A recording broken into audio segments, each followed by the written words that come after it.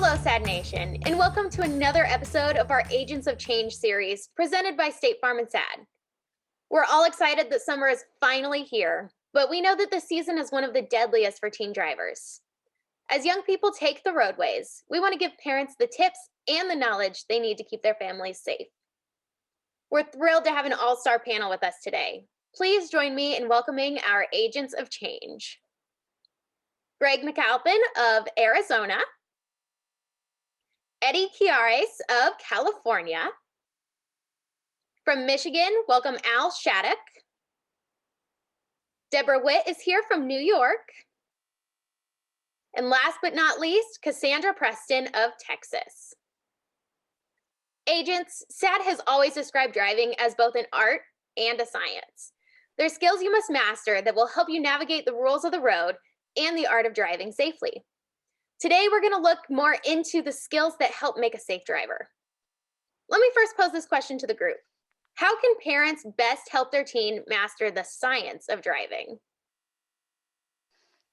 Well, I kind of take the approach here that practice makes perfect. So when I'm talking to folks about driving, we always want to emphasize that it takes time. No one is good at things the first time they try them. I mean, how many folks out there play sports or compete in a club or play an instrument or put on a production or a performance, right? No one is good at these things when they first pick them up.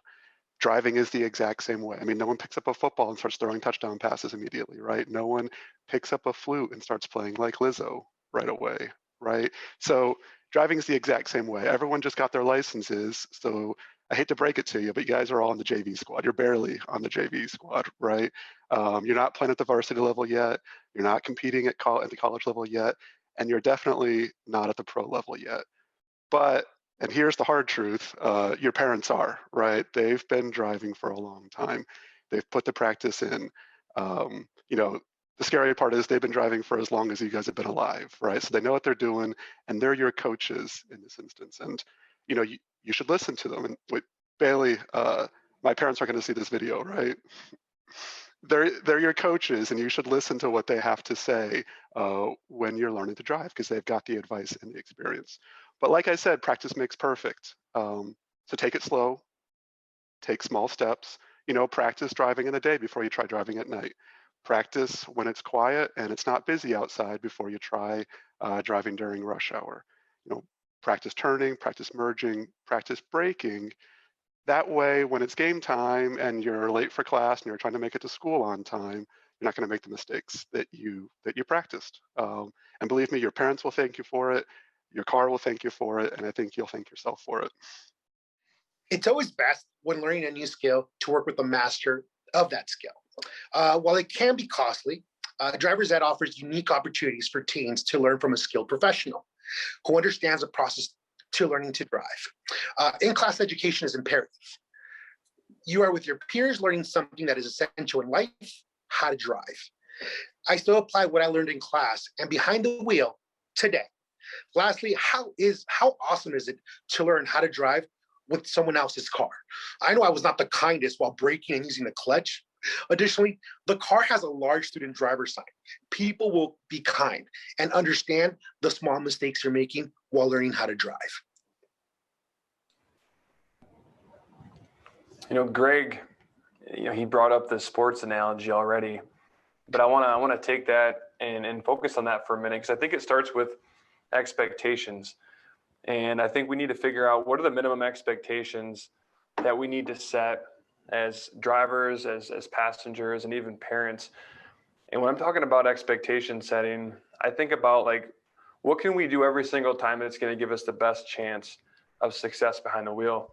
And going back to the sports, like Greg did, whether it's football or basketball, there's certain things that we can focus on doing or not doing that's going to give us a statistical good chance of being successful. So if you don't turn the football over, or if you don't pass the basketball to the other team and you win that turnover game, there's a great chance you're going to win. If you do those things, there's a good chance you're not going to win. And there's certain things with driving that I feel are going to increase your chances of success. Like if you could avoid texting and driving, that's a big box to check right there. That's going to put you on the right track. If you can get a good night's sleep, that's going to help you out. If you can avoid drinking or anything else to impair your driving, that's going to do you some wonders behind the wheel. Limiting the number of friends you have in the car, limiting the amount of times you're driving late into the night, all those things, all those little expectations are going to help you be successful behind the wheel. It's going to keep you safe, and it's also going to keep your friends safe. Thank you for those tips, Al. That was great. Driving is a privilege, and it's fun to drive and just to go out and be safe on that road. Let's talk about those times, though, when we're distraught, maybe not quite in the right headspace before we get on that road. We want to be sure that we pay attention if we have feelings of sadness or anger or depressed about something going on in our lives, or emotional. Like right now, today, I'm emotional. I just found out someone very close to me went to the hospital and is in emergency. So as soon as I get a chance, I'm going to go visit. But for now, probably not a good time for me to be driving because I'm a little bit anxious and I might not be as focused as I need to be when I'm on that road. So just things to think about before you get behind the wheel. Try to check yourself and see if you're going to be able to stay focused. You know, you certainly don't want to be distracted by trying to read a text message, trying to keep up with the latest update, trying to check, you know, your TikTok or whatever other things you might be checking on. But you want to be careful and assess whether or not you are in a space where you can focus on the road and be aware of your surroundings. So in other words, you want to position yourself and be able to be respectful. If you're angry on the road, you're going to drive aggressive. So you want to be sure not to tailgate, keep proper distance, try to stay calm on the road. You don't want to get involved in road rage. We know people are going to make mistakes on the road. You want to be forgiving. Give them a pass. Avoid an accident. It might not be your fault, but avoid an accident if you can. So having the proper attitude on the road is very important. And so just be safe. I wore my Stay Woke shirt, stay woke and focus on that road, and be kind to others on the road. Well, Deborah, that was some great points that you stated, and and hopefully everything goes well with your friend. Along with the rest of the panel, there's already been some great points stated and pointed out to us. But another thing that, and ironically, my kids are actually, I have a set of twins, identical girls, just got their driving permit. So all of this is real life for me right now. And the things that you all are stating is actually, it's reassuring to me that I'm teaching the right thing. But what I found out also that helps us is making sure that our teams understand the graduated driving laws, the licensing laws. So helping them understand the importance of, just the laws with nighttime driving restrictions, passenger restrictions. I've already told my kids no one's in the car with them, but, ideally we want them to be alone so that they can focus.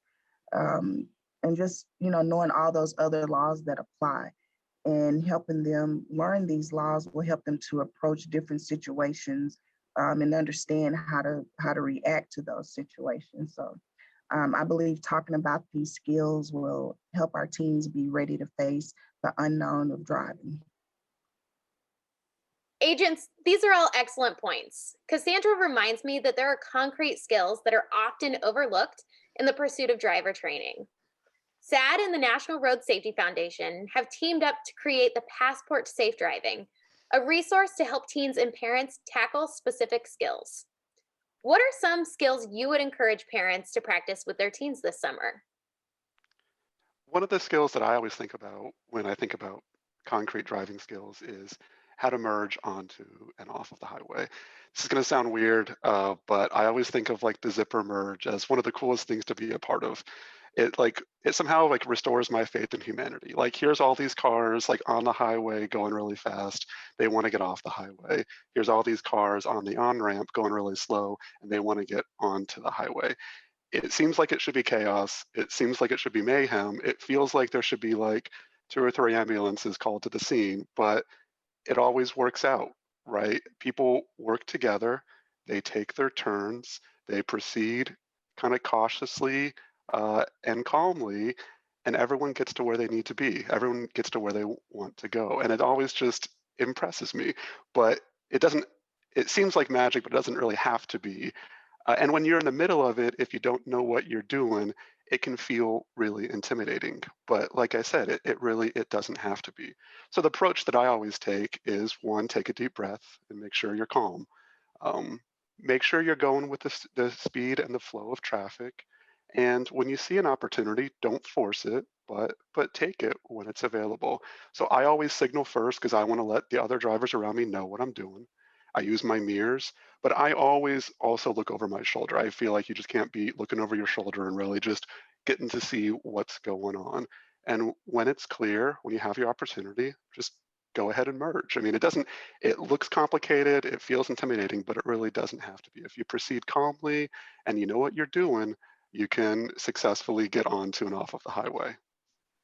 Thanks for the tidbits, Greg. Appreciate that. Great source of knowledge. For me, I definitely want to hone in on actually maintaining appropriate safe speed. That's extremely important. Appropriate speed varies based upon your experience, the flow of traffic, as you mentioned, Greg, and driving conditions. It is vital for teens to understand that going over the speed limit rarely gets you where you are heading faster, but puts you at a greater risk. Various driving conditions like rain, snow, and fog all should impact how fast we drive. For example, for me, speed limit is extremely important. And this is what I've learned throughout the last couple of years I've been driving. 3 key points I want to really, really clamp on. Number 1 is pay attention to your speedometer. That's so important. You want to maintain between a 1 to 5 mile threshold at max. When you're driving, slow down. Patience is key when you're driving. That's point number 2 I want to definitely drive in.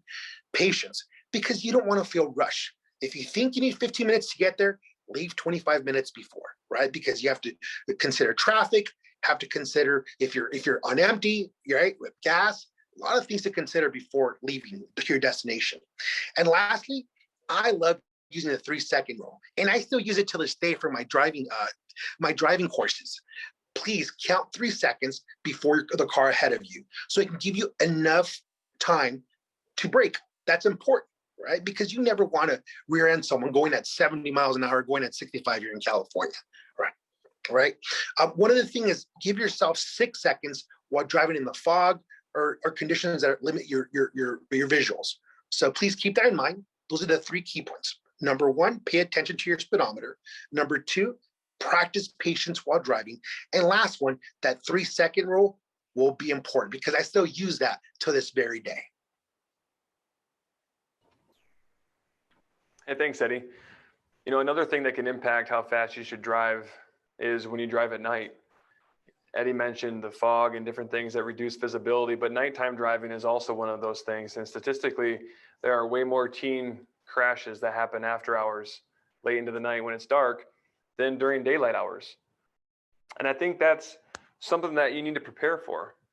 And going back to the sports again, if you got a football team that's playing at noon on Saturday, they're going to practice during the day and get ready for Saturday. If they're going to play Saturday night under the lights, they're going to practice in the evenings in the dark under the lights to prepare for what's to come. And as teen drivers, you guys need to do the same thing. You need to make sure you're practicing during the day. You need to make sure you're practicing during the night. If you're up here in Michigan with me, you got to practice in the snow. If you're in Southern California, you got to practice in the rain or in the fog or smog or whatever you guys are into. But you have to go ahead and practice before you're live by yourself and with your friends. And that's when us as parents need to step in and make sure we're getting those things done for our kids.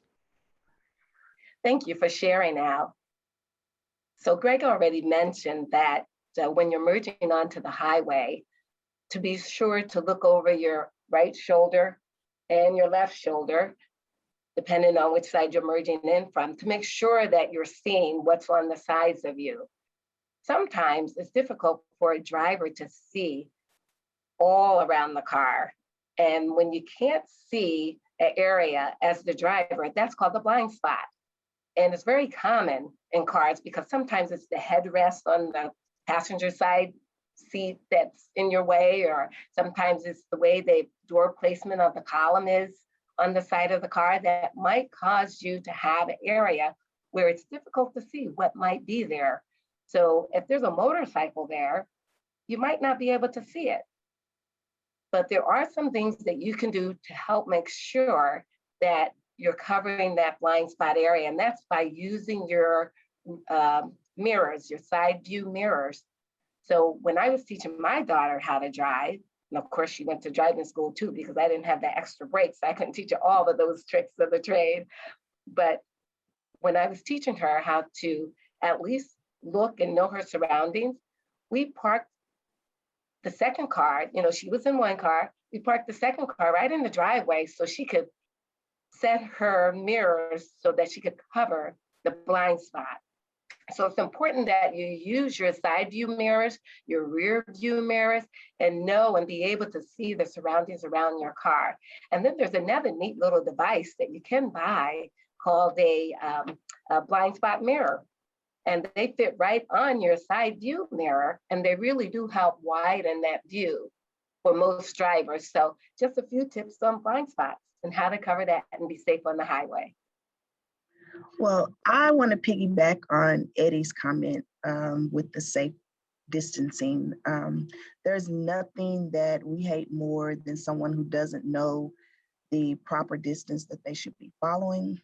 Tailgating is aggressive, it's dangerous, but teens, they'll never know that if we as parents don't cover those skills early on with them. So in the process of learning how to drive. So again, as Eddie stated, some of the tricks or tips that they can utilize in helping maintain that would be the safe following distance rule, counting those 3 seconds, 4 to 6 seconds in, weather conditions or traffic, things like that. Also knowing the speed limit, understanding what it means, what the speed limit actually means, and helping them maintain that, the understanding the purpose of following the guidelines for the speed as well. So you just want to be able to help them understand how to follow those rules and become more comfortable with the flow of traffic and many of the other skills that we talk about so readily today. That's a great collection of skills for parents to tackle this summer with their teen. Don't forget, SAD Nation, you can access the Passport to Safe Driving by heading to the SAD website at sad.org. Special thanks to the National Road Safety Foundation for their support in developing this tool. Well, as always, panelists, you've given us a lot to think about today. As we wrap up, what's one piece of advice you would give to teen drivers as they face the summer months? I would just say don't drive distracted. As much as you practice and all the time you put into it, it's really easy sometimes to get distracted on the road and make a mistake. So the accidents that we hear about, they're folks that are doing everything right 99% of the time, and then they get distracted and then something happens. So put the phone away, drive, don't give your friends rides if you can avoid it. Really try to focus on what you're doing and you'll get there just fine. Greg, awesome words. Awesome words. Thank you so much for sharing. Well, for me, a little bit of my tidbits. I have 5 points I definitely want to review. I think it's important to always wear your seatbelt. Extremely important. Even if it's a 1 minute drive, always wear your seatbelt. Be cautious after 10 p.m. The majority of people driving at the time of hour are not the most responsible. The other one I want to add on is be aware of your surroundings. Even if a traffic signal is green, still double check. You can't be too careful. And number 4 is exceeding the speed limit by 10 miles does not get you there faster. Don't let a ticket or accident ruin your day or evening. And lastly, no need to have your radio loud unless it's for 90s music. Those are my tidbits, guys. Yeah, I was gonna say, man, I'm a violator of number 5, especially when 90s hip hop or 90s alternative rock come on. So guilty. But I've made mistakes behind the wheel. So my last piece of information is actually sleep. I think that we forget about how important sleep is. And as teenagers, you need more sleep than I do. I might be good to maybe 6, 7, 8 hours. Maybe I'm all set, but you probably need 7, 8, 9, maybe even 10 hours to be at your peak performance. And when you're behind the wheel driving that big machine, especially with friends involved, like, you want to be at your best. And personally, when I was in high school, my brother was 2 years older. He fell asleep behind the wheel and he hit a tree. He made it through, but he was laid up in the hospital for a long time. And he was actually out the night before driving people around that had been drinking, and he wasn't drinking. So he was doing everything right in his mind, helping people out, getting people home safely. But while doing so, he didn't sleep very much. And on the way to work, he fell asleep. And you don't have to fall asleep behind the wheel to have sleep impact you behind the wheel. Just having lack of sleep, you're going to be naturally less reactive. And so it's very comparable than if you were to be drinking and driving. Your reaction time is going to be super delayed if you're not getting enough sleep. So there's a lot of data out there to support that. Google it like you guys do. Sleep is super, super important. So after you get done watching this, go to bed. Great tips. Thank you.